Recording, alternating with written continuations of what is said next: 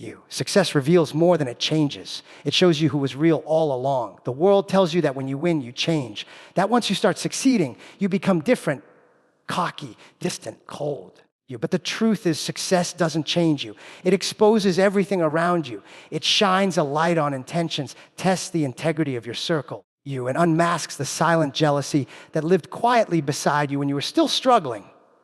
Success acts like a high voltage spotlight. It doesn't create the cracks. It just shows you where they've been hiding all along. When you're broken, or just beginning, people gather.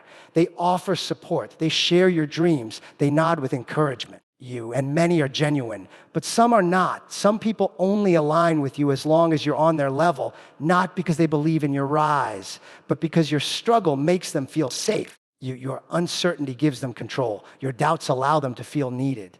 The moment you start finding clarity, walking in purpose, and stacking wins, you'll notice the shift. The energy gets quieter. The support gets delayed. The smiles get tighter. It's easy to say, "I've got your back," when you're not threatening anyone's comfort. It's easy to cheer you on when your progress is still theoretical. But once you start moving different, thinking different, and living different, people can't hide behind the image of who they thought you'd always be. That's when the mask slips. That's when the passive-aggressive comments start. The sarcasm that cuts a little too deep. The silence when you share good news. The conversations that used to last hours now turn cold after minutes. That's not you changing. That's your elevation, making it impossible for others to fake their support. Some people are addicted to your past. They knew how to love you when you were broken, predictable, and needing validation. They don't know how to handle you now that you're walking in confidence, setting boundaries, and not tolerating disrespect. And because they can't reach where you're headed, they begin to question how you got there. They'll call your growth arrogance. They'll label your self-worth ego. They'll try to minimize your achievements as luck. But all of that noise is just a mirror of their own limitations. It's their way of saying, "I liked you better when you weren't reminding me of what I could have become." You'll realize that the people who are closest in proximity may have been furthest in loyalty. Just because they shared space with you doesn't mean they were aligned with your destiny. Some were just passengers. Some were observers. Some were there to manage the version of you that didn't threaten their pride. And that's why success hurts. It doesn't just elevate you. It isolates you.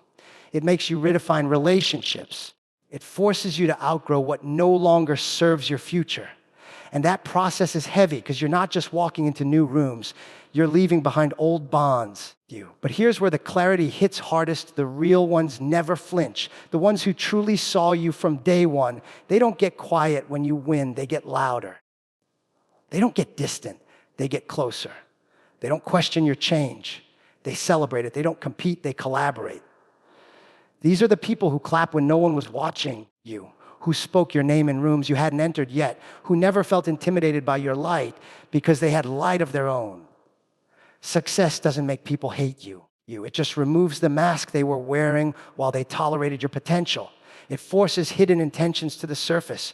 It sifts the fans from the friends, the leeches from the lifelines, the critics from the confidence. And that's why your wins are more than milestones. They're filters.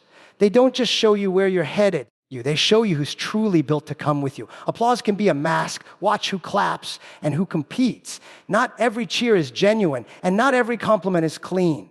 One of the biggest deceptions in life is thinking that the people who clap for you are always happy for you. The truth is, applause is easy to fake. People can smile, nod, congratulate you, and stand beside you in public, all while secretly measuring themselves against you in private. It's not always hate that hides behind a smile. Sometimes it's insecurity. Sometimes it's comparison. Sometimes it's resentment too subtle to name, but loud enough to feel in the energy. You have to be sharp enough to tell the difference between celebration and competition. Real support doesn't just sound good. It feels right. It's steady. It's sincere. It's not based on performance or hierarchy. It's not tied to whether you're winning more or less than them. But fake support, that's conditional. It's polite in public, but detached in private. It claps with one hand while the other is busy trying to catch up to you or copy you or quietly hoping that you'll stumble. Because as long as you were struggling, they felt close to you. They understood how to relate to your pain, your doubt, your process. But now that you're rising, walking with confidence, or thinking beyond the old limits, they feel challenged. You. This is where applause becomes a disguise. People clap for you because it's expected, because it keeps up appearances, because they don't want to be seen as unsupportive. But if you really watch closely, the energy changes. You'll notice who asks follow-up questions about your success and who gets quiet with you. You'll see who celebrates when no one's watching and who only shows up when the spotlight is on. Some people applaud you with their words, but compete with you in their silence. Their validation is performative. It's a mask that hides envy, confusion, or a bruised ego. Not because you've done anything wrong, but because your elevation reminds them of everything they haven't done. There are people who don't want your life to fall apart. They just want it to slow down. They don't want to see you lose, but they don't want you to win too loudly either. They don't want to be left behind. They want you to stay close enough to relate, but not so far ahead that your presence starts to intimidate.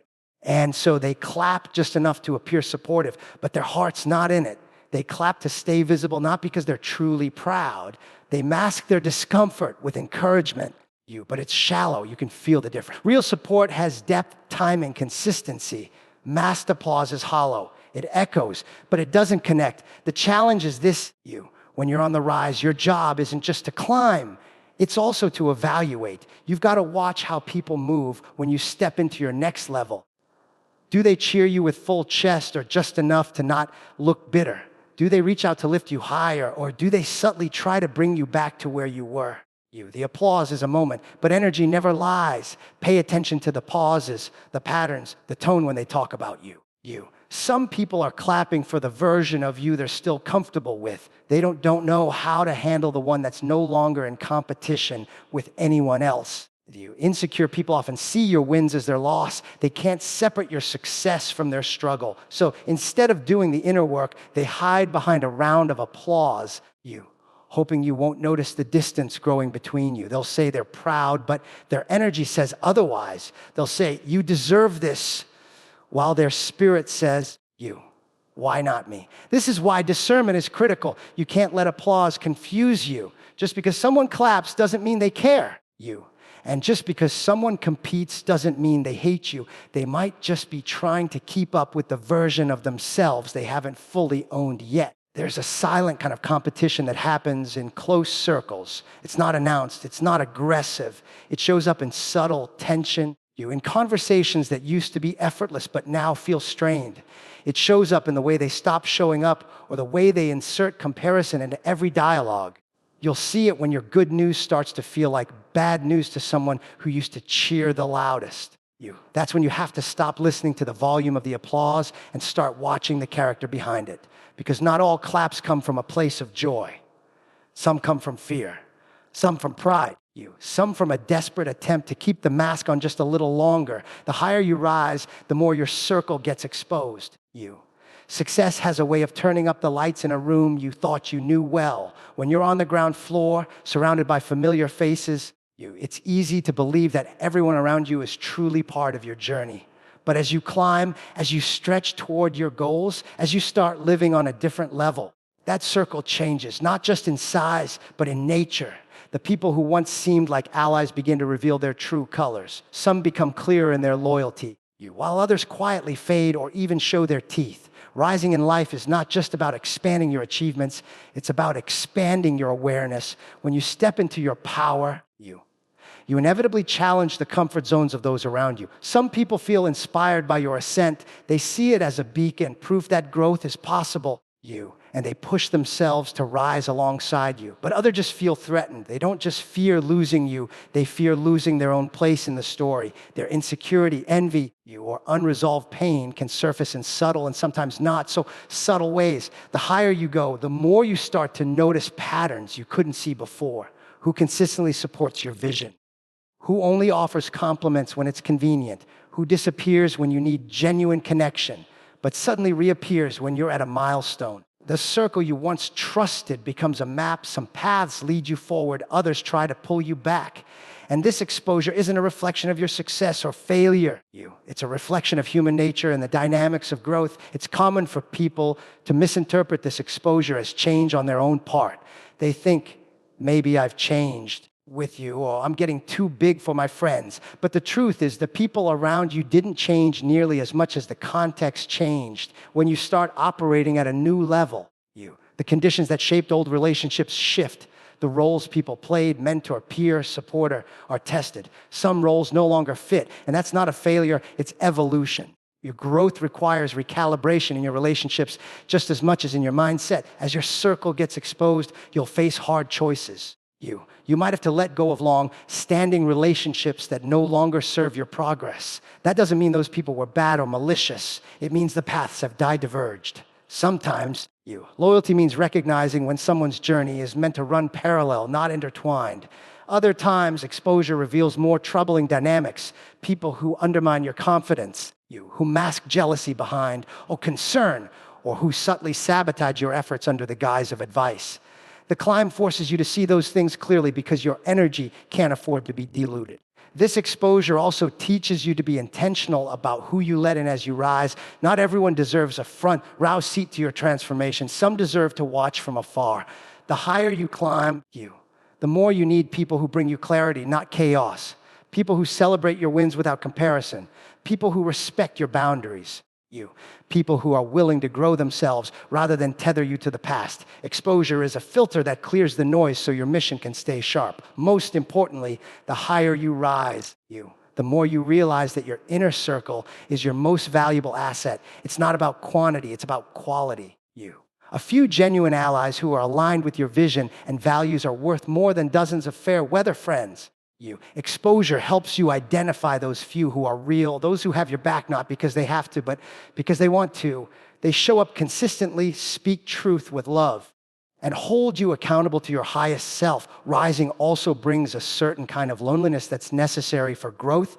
It's the kind that comes when the familiar no longer fits you, and the new isn't crowded yet. But this solitude isn't weakness, it's clarity. It's the space where you can sharpen your focus, build resilience, and cultivate relationships that match the person you're becoming.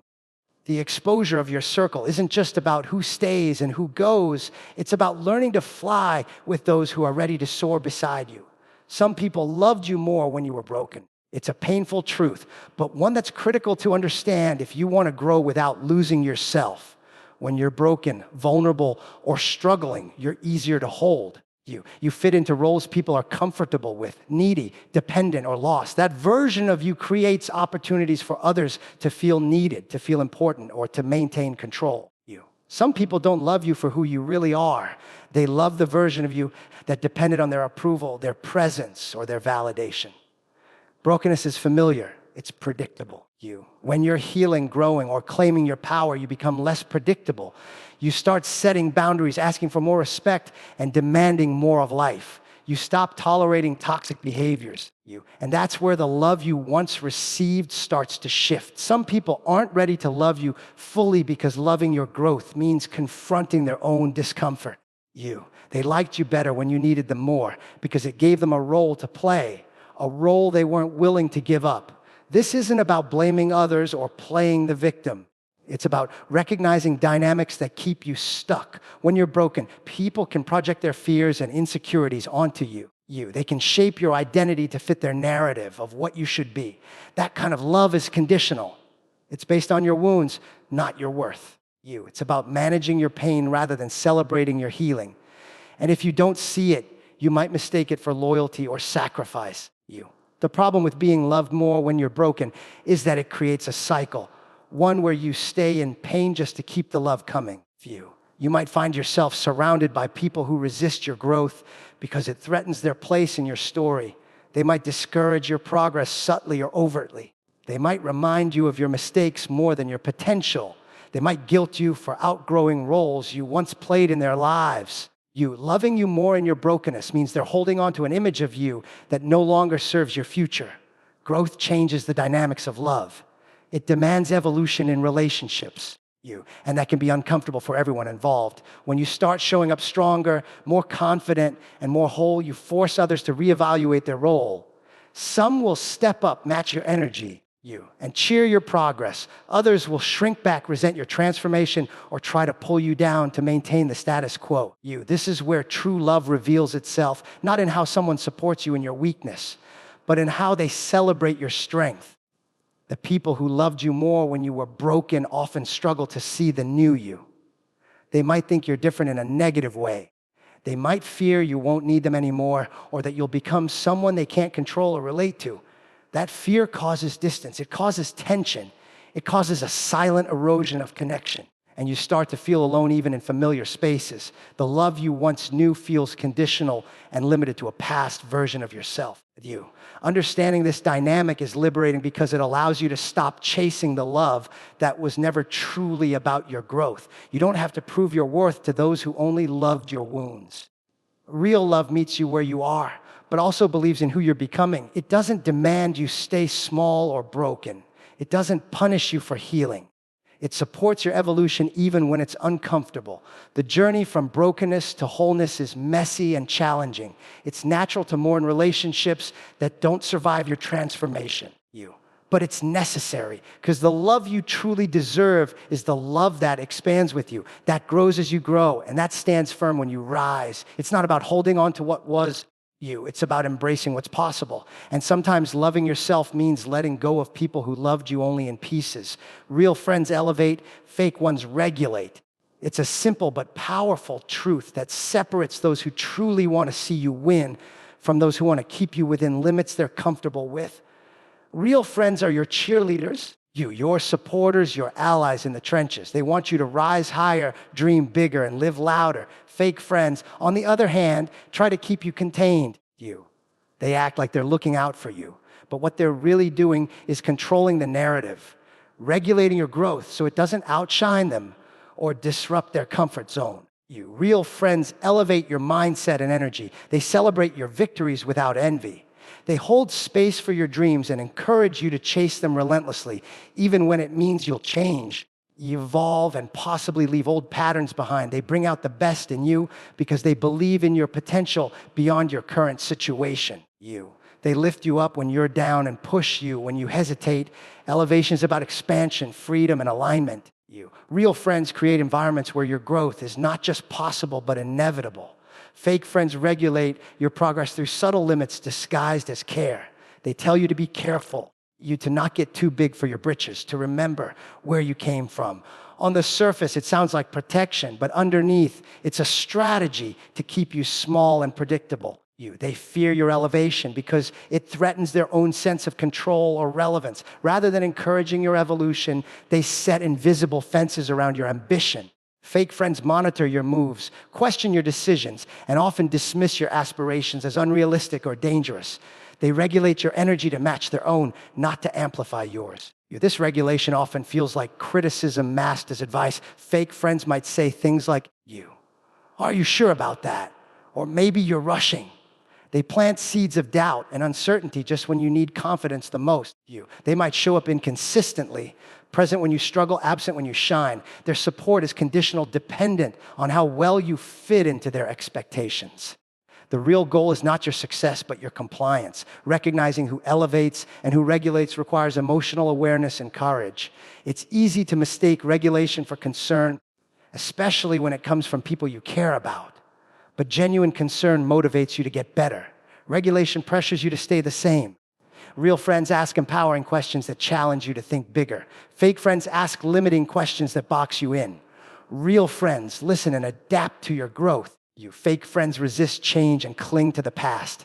Elevation is contagious. When you surround yourself with people who lift you, your mindset shifts. You start seeing possibilities where there were walls. Your confidence grows. Your purpose becomes clearer. On the flip side, regulation stifles creativity, saps motivation, and breeds self-doubt. It's exhausting because it constantly pulls you back just as you're ready to soar. Over time, regulated friendships drain your spirit, making you question your worth and blur your vision. It's important to remember that real friends don't just elevate your success, they elevate your character.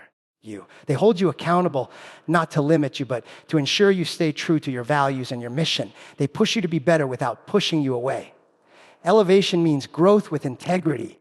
Expansion without losing yourself. Fake friends, by contrast, may seem loyal, but don't challenge you to be your best self. They tolerate your flaws, but reject your strengths. Choosing to walk with friends who elevate rather than regulate is a choice to honor your own potential. It means protecting your energy and prioritizing relationships that fuel your progress. It means being willing to outgrow people and patterns that no longer serve you. Elevation is freedom, the freedom to become the fullest version of yourself without apology or restraint. At the end of the day, your circle determines your trajectory. Real friends fuel your fire. Fake friends try to put it out. Knowing who is who helps you build a team that's as committed to your rise as you are. If your success makes them uncomfortable, it was never about love. True love in any form, whether from family, friends, or partners, is rooted in support, encouragement, and genuine joy for your growth. When someone truly loves you, your victories become their victories. They don't shrink in the light of your success. They shine brighter because of it. But if your rise causes discomfort, resentment, or distance, it reveals a painful reality. Their feelings were never about your well-being, but about their own fears, insecurities, and control.